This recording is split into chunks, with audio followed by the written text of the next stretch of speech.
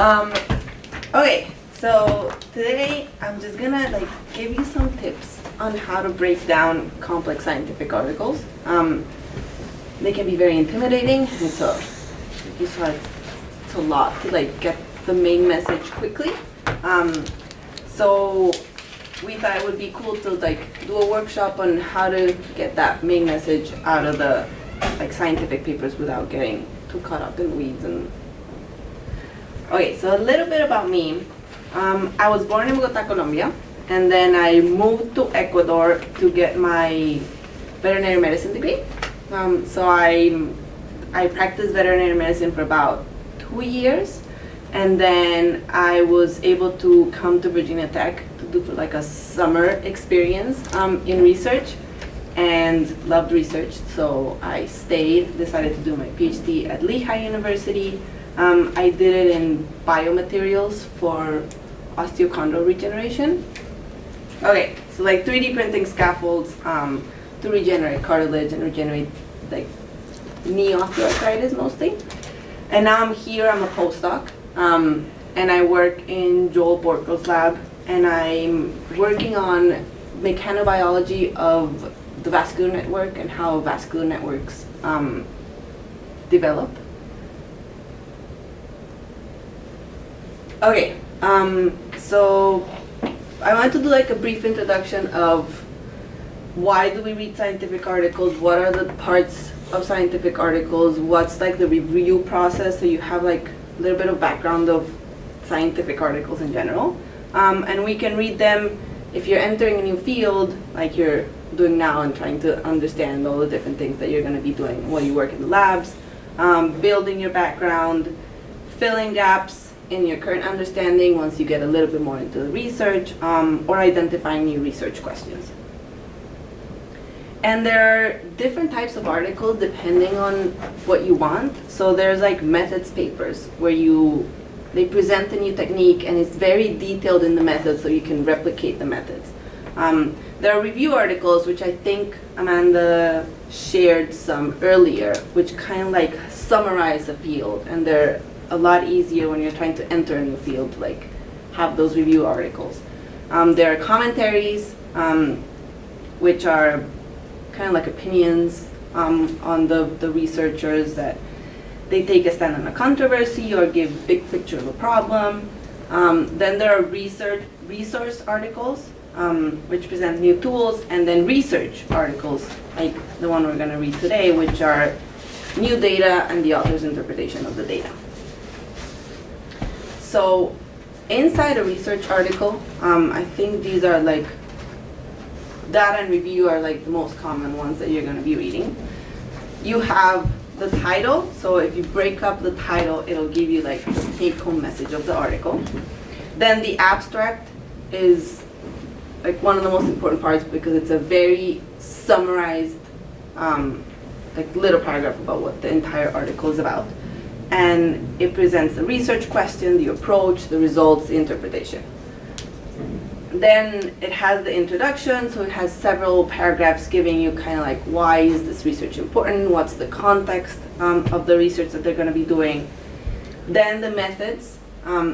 This is the most detailed part of what they did, how was it done.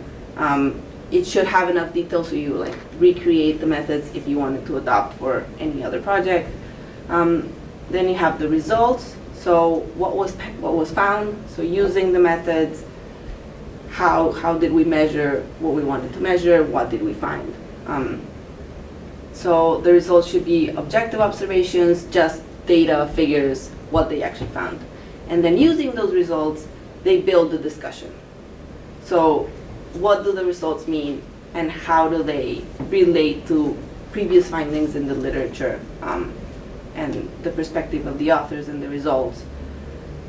Then we have a conclusion, which is a brief summary of the results, and then we have supplementary material, which is everything that will support your main paper, but is not in the main story. So that's why these papers go very long.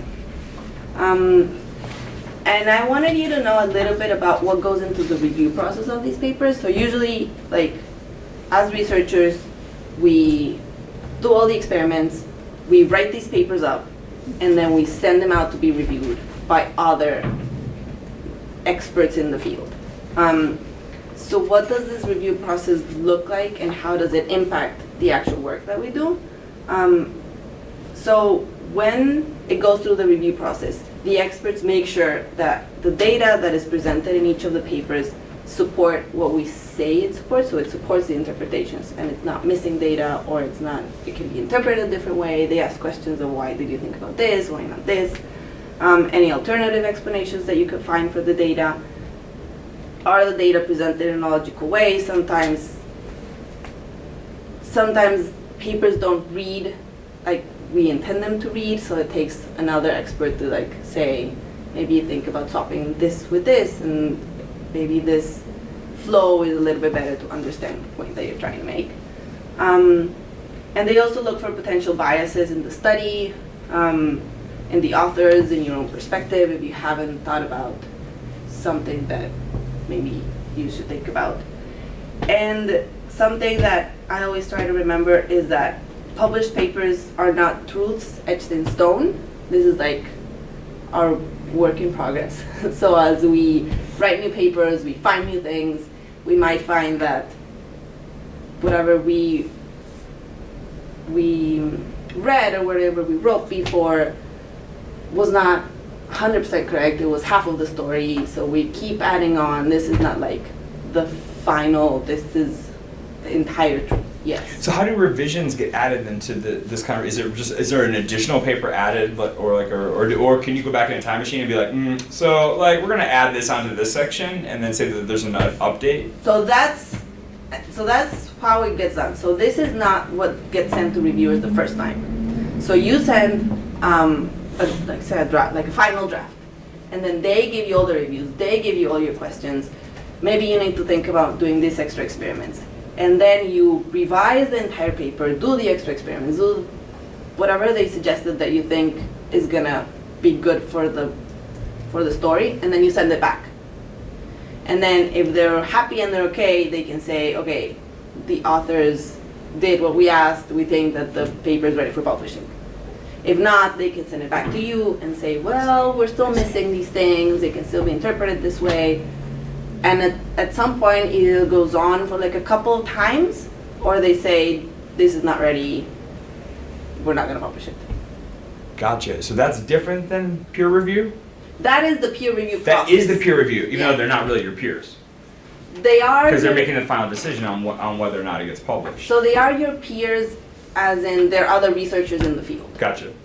So they're professors from other universities, but they are experts in your field. So they are your peers. And so by publishing it, they are saying, not that they're taking ownership, which would be a totally different thing. No. What they're saying is that we put our stamp on this, that this is a properly vetted and formatted paper. We reviewed it, and we think the data support what the authors claim the data says. Gotcha. And it's a complete story, and yeah. And just like you would get 3 reviewers, say, on a paper, something like that, right? And It's- so yeah. just because one person says they don't like it doesn't mean it won't. It be depends on the published. journal. Usually you get 3, 4, and they will send, you get 3 or 4 reviews, and if they're contradicting each other, you write a letter of like answering the reviewers and say why you think this approach works better than this one, and how to build all of their suggestions, because they're really like suggestions on Right. how to make your paper better. And then you kind of take all of that into account, make another version, send it back.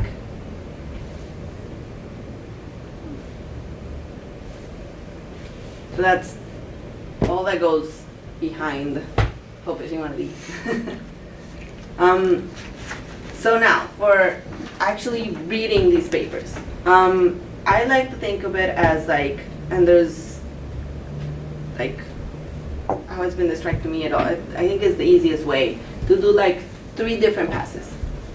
So we're gonna do pass 1 and 2 together. I'll go through the 3 different passes, and then we'll go back and read the paper together and how it integrates with this one. So the first pass, you just like want to get a bird's eye view of the paper.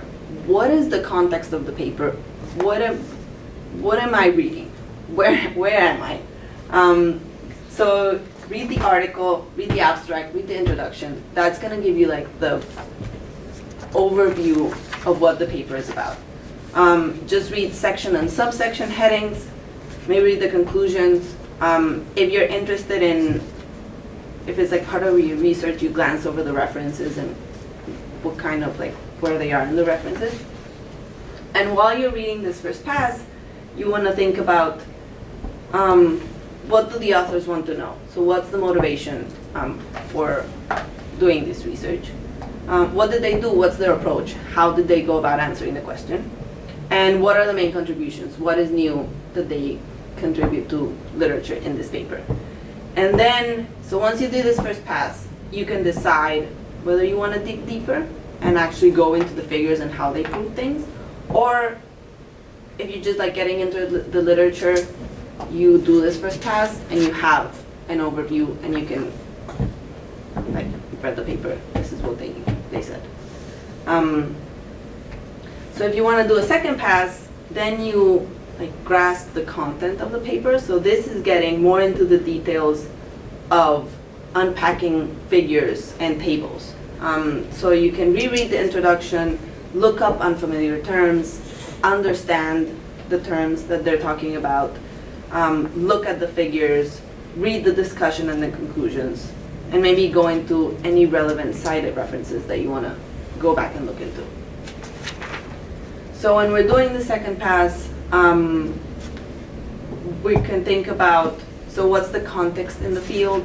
Why was the paper done the way it was done, not any other way? What do the results show? So what do the figures and the data tables show? And how do the authors interpret the results of these figures in the discussion? And then the third pass, I rarely do this, like I don't do this with all the papers, because this is like getting into the details of understanding the methods, looking up the supplementary material, identifying hidden limitations or assumptions. That's when if you're gonna use this paper for like your research and you really wanna get into it, you really wanna grasp what they did, what methods did they use, why did they use those methods instead of other ones, then you can do a third pass. And then you can think about what that implies as next steps for your research. So you can build on it. So how does it connect to other papers and what does it mean to like spark new research questions or anything? So we're gonna do steps 1 and 2 with this paper. So we can read it together and I'll help you like try to go through a little bit of just taking out the main message of the paper. Okay, so going back to the first pass. So we can have like 5-10 minutes. You can read the title, read the abstract, read the introduction. Try to look at a bird's eye view. So what is the motivation of the authors? What do they want to know? What's their objective? How do they approach this question? And what is novel about the paper? Like, what is it that they're trying to figure out?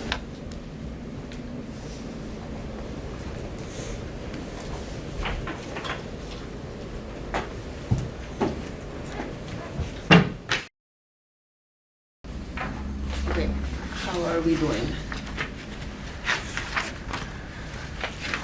Pretty good. Yeah? Okay, so what's the big picture? What are the authors trying to figure out?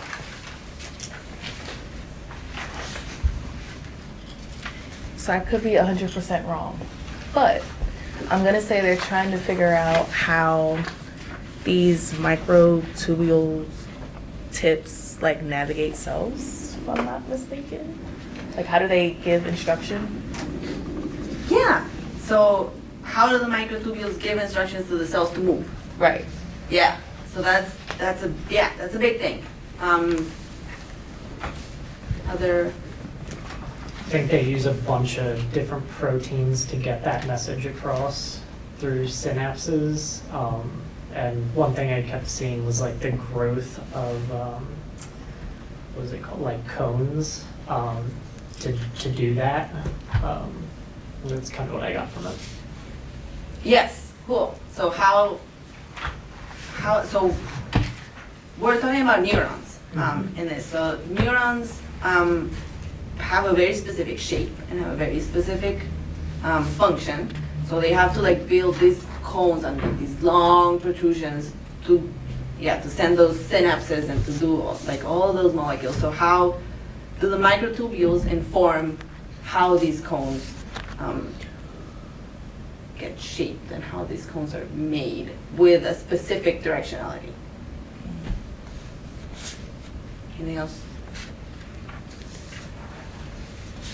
I have a quick question. Neurons, I know they're in the brain. Are they also found throughout the rest of the body to carry the messages? Like, are they found in the muscles too? Yes, so the neurons they're found in the entire nervous system. So they go from the brain, spinal cord, all the way down. They innervate all your muscles. They innervate all your inner organs. So they are everywhere. They're in all the nerves, yes. And they need to have that very specific directionality. They can't just go anywhere. So that's one of the main things of why microtubules are so important in the neurons, because they give them that direction of where they need to go. Okay, so what is new? What did the authors answer with this paper? Why are you looking into it? Or didn't we know before?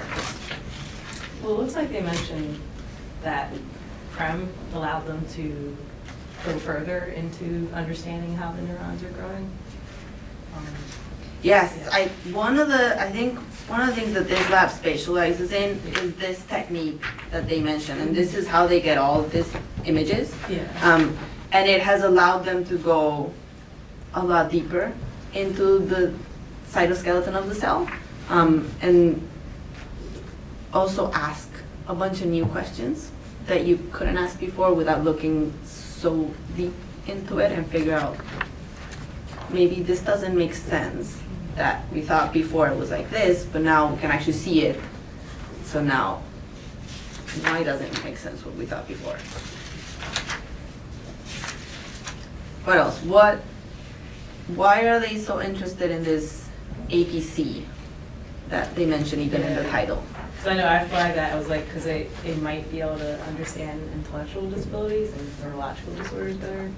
So that's, I guess, fascinating to figure out what. Yeah, that's we always try to keep a big picture Yeah. of why we do things. And this, doing this research and finding out how cells know where to go might give us clues of when that doesn't work, how does that affect intellectual disabilities? How does that affect pathological things in the nervous system? So yes, they're looking at a very tiny protein at the very tip of the actin cytoskeleton in the cells, but that also relates to how do you relate it to the big picture of how that affects health and neurological diseases and physiology and stuff like that. So I can give you some tricks to do this. Usually, introduction and discussion, they are structured in a way, most of the papers do this, where you have kind of your introduction and your discussion. At the beginning, you have your overview and your background of the things. And if you look at the final paragraphs of the introduction and the discussion, they'll tell you specifically what the paper is about, how they did it, what was their motivation, and what were very summarized of what the results were. So usually, when I'm trying to figure out what's the motivation for the authors, what is new, I'll look at these final, and they'll say our objective was to do this. We have found this for the first time. So that gives you a clue of this is what the paper had, it's a sentence of what the paper is actually about. So in this one, if you go to the final paragraph of your discussion, it will tell you like, in conclusion, we reveal a new mechanism by which microtubules can regulate directional migration of neurons or neuronal cells. That is like the main message of the paper. That is what they have done involving this like all the different proteins and the actin cytoskeleton and the microtubules and all that thing. It's to reveal how do they connect and how they regulate directional migration of the neurons. So if you look for those specific phrases, it's a lot easier to go through a paper and like pick out the very main points that they want to make. So what you're saying is they could have done this really simply and just given the first 3 sentences. We could have skipped the rest of this and then just gone to this page in the very, very back with all the citations. So that's when you start reading and you notice that there's a very specific structure. There's like usually what we're taught in school, main sentence of each paragraph will tell you what is the main sentence of the paragraph. And then you go into all the details. If you don't have to know all the details, you can kind of skip or like skim through the details. But you'll get the main message by reading the main sentence and by looking at these specific wording in the papers. It's easy to get in the weeds with this too. It is very, especially because you don't know half of the words. Half? Like, yeah, like I'm looking at it, I'm like, I'm starting to like question whether or not I know what motility means. I'm like, all right, wait, I'm gonna look this up, make sure I'm on the same page. That means moving, right? And then it's like, oh yeah, it does mean move. All right, cool. Yes. Got one. So if you look for like these clues, it is a lot easier to like pick out, okay, what is it that they're actually trying to do, instead of getting lost in all these things. Okay, so this is like first pass, bird's eye view. This is what they're trying to do. And then you can decide, do I want to do a second pass? Is this something that if you're going to be doing, like if you're going to be in her lab, it's something that you might want to look into further. So you can unpack the figures, you can unpack the tables, you can look up unfamiliar terms in the introduction. So what are some of the unfamiliar terms that you saw in the introduction? Microtubules, actin filaments. In fact, the ARP23 complex dependent, there's a lot in the first paragraph.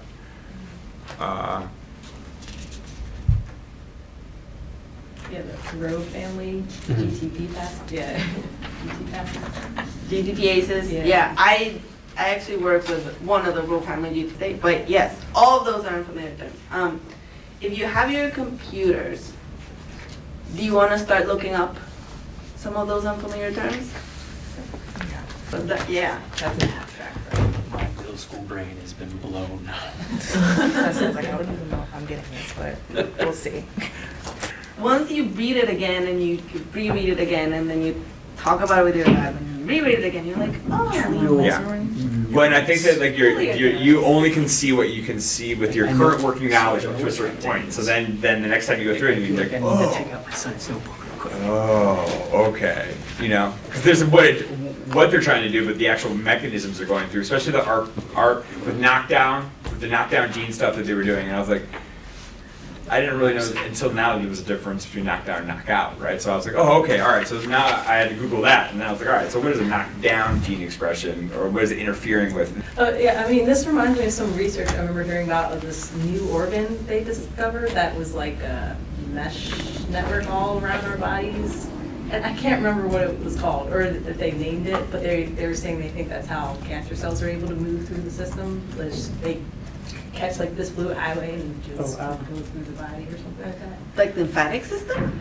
No, it's like, I don't know, because they said it looks like honeycombs in dead cells, but they never thought to look at it in a living, like, organism, and then they realized, like, this is, like, all over our bodies, and it's, like, supporting, like, our Oh, I organisms. need to look that up. Okay, because I remember hearing, I think it was, like, NPR, I heard an article, or they were discussing. That's what my dad used to do. He just Yeah. quote NPR. He didn't Oh. matter where he got the information. He would just say NPR, and that was his default. He's like, NPR said it. Yeah. That was his source.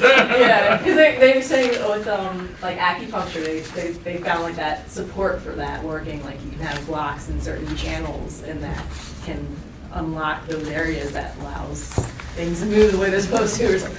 Yeah, it was like. You know what Reddit I'm looking on. on tonight.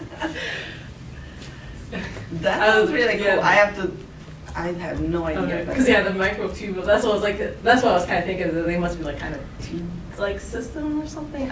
I mean, a lot of the kind of the study of mechanobiology, specifically like extracellular matrix and stuff like that, is how do these forces propagate into tissues which are made up of all kinds of different cells that are connected to each other. So how do they coordinate it? How do they make decisions together? And how do they feel mechanical cues together, and one pulls and the other one responds, and so how does the entire thing function together is one of the big themes of studying biological systems. Chemicals. No, it's not just chemicals. Yeah, because that's been one of those things I'm just coming to. Mechanobiology. Yeah, no, I hear you, but it's all wet. You know what I'm saying? Like, I feel like it's like in the chemical world. But yeah, it's not. The brain isn't telling the cell to go do something, which is previously how I thought about things. I was like, oh, well, if you need to grow another finger, your brain would just tell your finger to grow on the end of your finger. You know what I mean? Like, which is not how you grow fingers, I guess.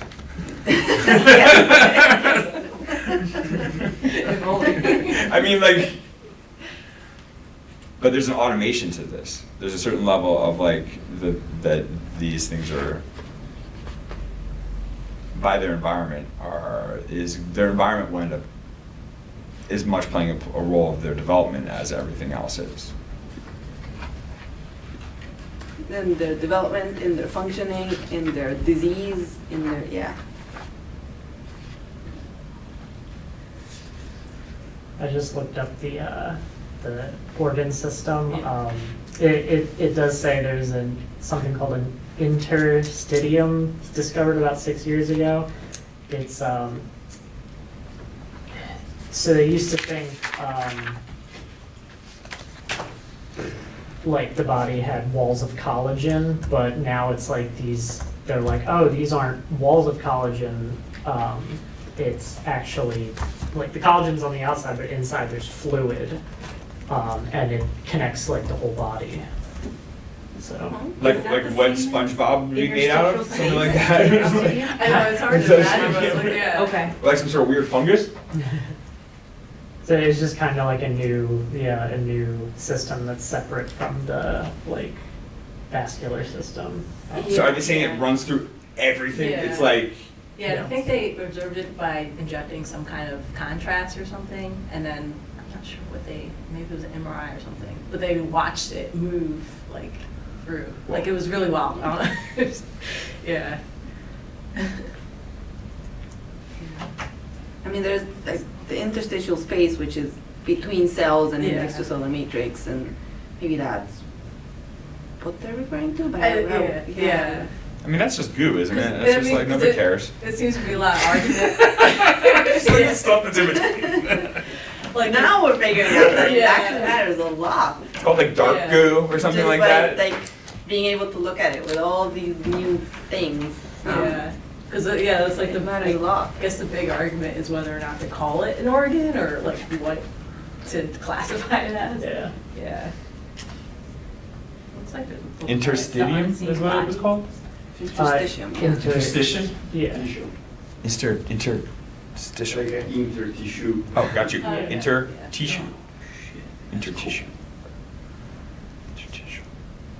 Did you find something? So I'm like reading about the APC protein Yes. and the gene and how it controls like cell division and like the number of chromosomes, all that kind of stuff. And I'm like, this is interesting because I do teach mitosis to my students and how I could use this gene and then also like lots of light bulbs are going off right now. Yeah, a lot of things are connecting, and a lot of things, like the study of mechanobiology, there's a lot of like the cytoskeletal regulation, and that plays a huge role in mitosis. And yeah, microtubules and the actin filaments and how cell growth and cell shape and how they separate that. Yeah. Okay. Maybe I can do this. You can do it. You can do it. You can Yeah. definitely do this. If I can get through it, you can do it. And that is the cool part. It's very daunting and there's a lot, but when you like find things that you're interested in and look at the different pieces and it starts clicking. Also, learning something new that's like, for me, like it's like getting exercise. Do you know what I'm saying? Where you're like, you don't want to do it. Like, you want to do it, but you don't really want to do it. You're like, because there's your comfort zone, right? And then you're like, well, I understand mechanical engineering. I mean, what do I mean? But then when I get into this, I'm like, oh man, like there's so much. I realize how little I actually know what's going on.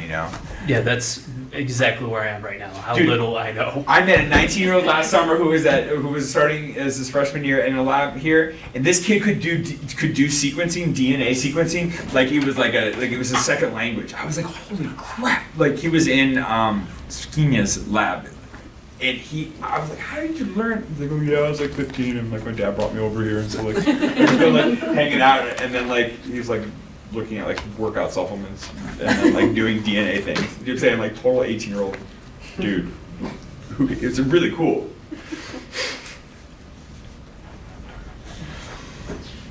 Do you find anything else? Actin networks, microtubules, cytoskeleton. I'm kind of looking up this growth cone that I kept seeing, Mm-hmm. and I'm trying to put pieces together to make it make sense to me. So just Cool. give me a minute. Love it.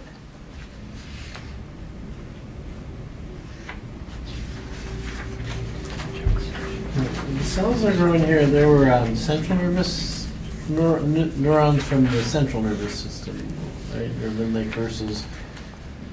These cells were. And they said they were Hippocampal. hippocampal, which is because I'm just something I did in grad school was like looking at nerve recovery, and central nervous system doesn't heal like the peripheral nerves, and so are they doing this is central nervous system Yes, if they direction? say they're hippocampal neurons, isolated. Yeah, so the hippocampi were dissected from the brains and then they isolated these neurons. So they are in the brain central nervous system. So the path connection for the central nervous system, if when you get like a injury, the nerves don't find the path back to re-heal as well as the peripheral, right? So I mean that's why they're looking at those specifically, or is it just easier to study those?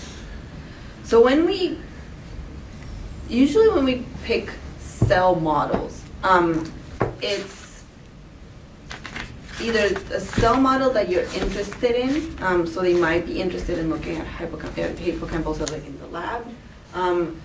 I am not sure if they don't find their way as well as like peripheral nervous. I'm not a nervous system expert, so I don't know, but they might not, or it might be like this is something that they observed in the hippocampal cells, that they do this specific thing, so it was easier for them to study that in the cells and then maybe explore other cell types and see if they are different or if they're not different.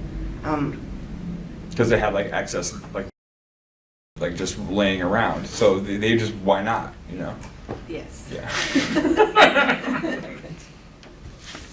It's interesting that they used gold for this. I don't know exactly what they used the gold for, but it's interesting. I assume because it's very, very well conductive. So it kind of helped them map out stuff. I think they used maybe gold nanoparticles from Yes. some of their imaging.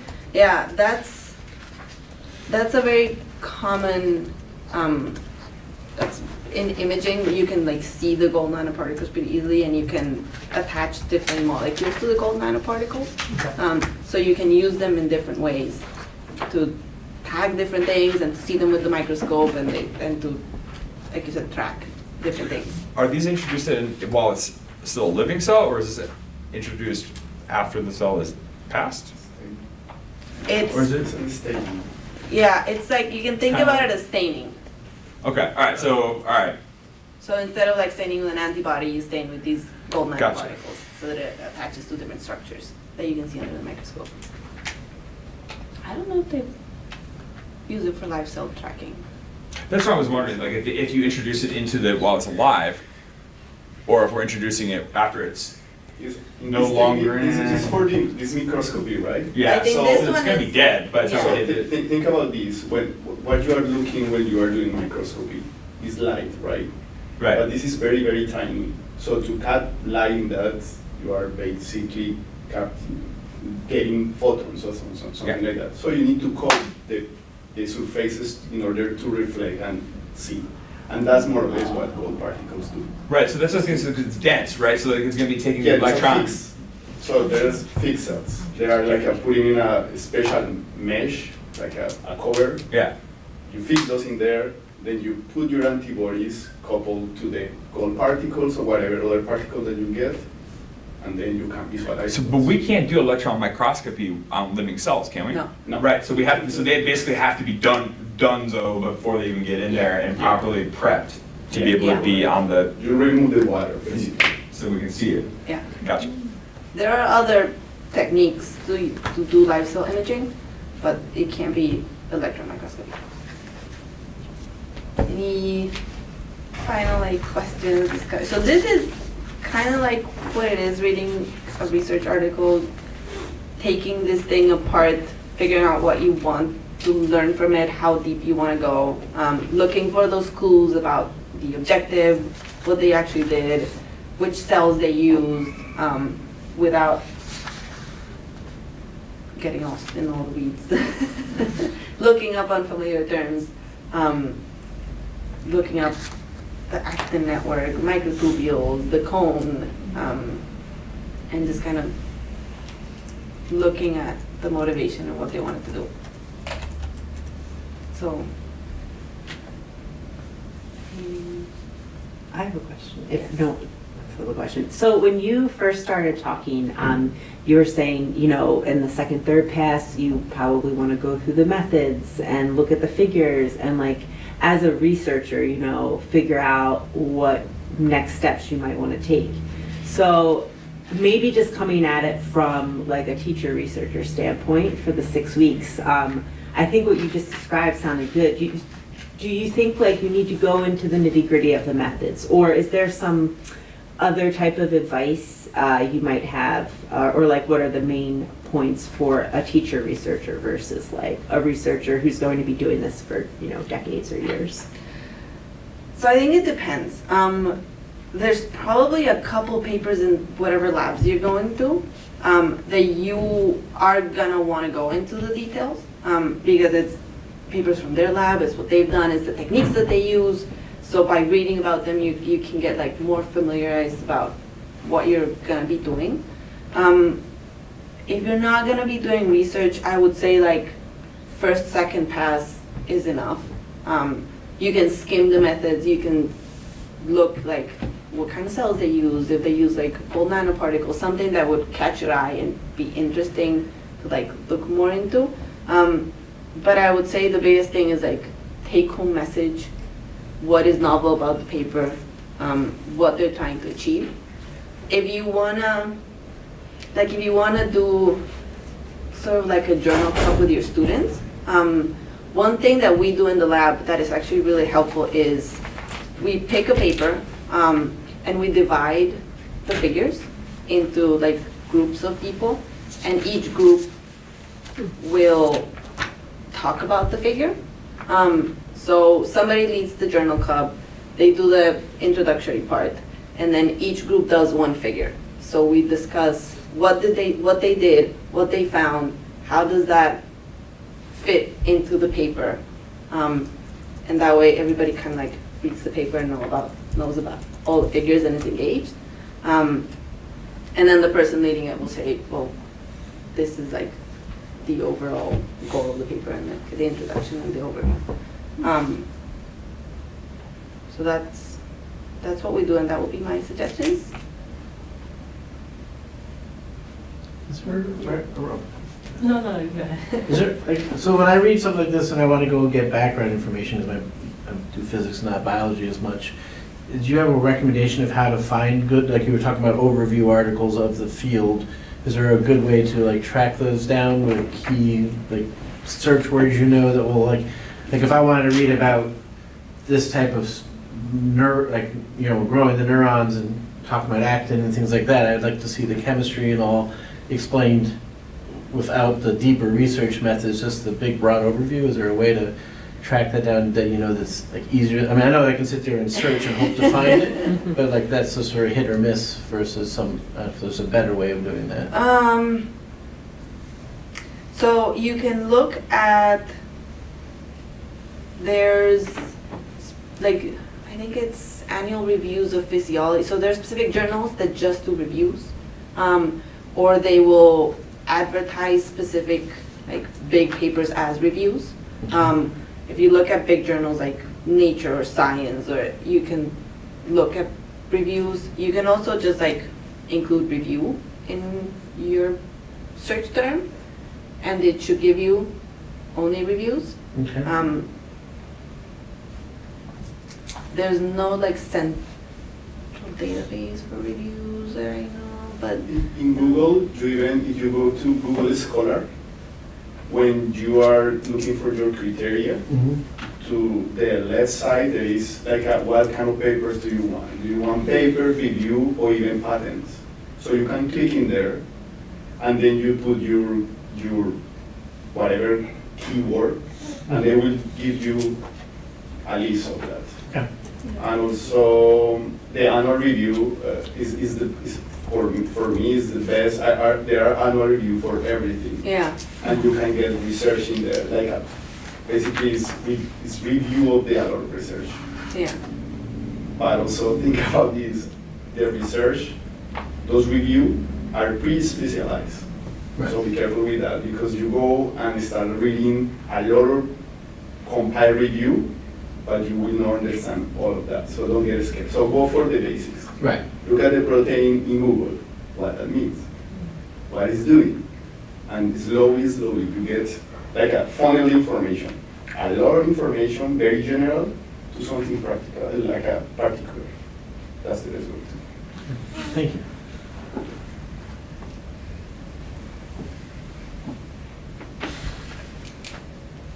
Any other questions? No? Thanks for working with us on that as well. It was fun. Appreciate it.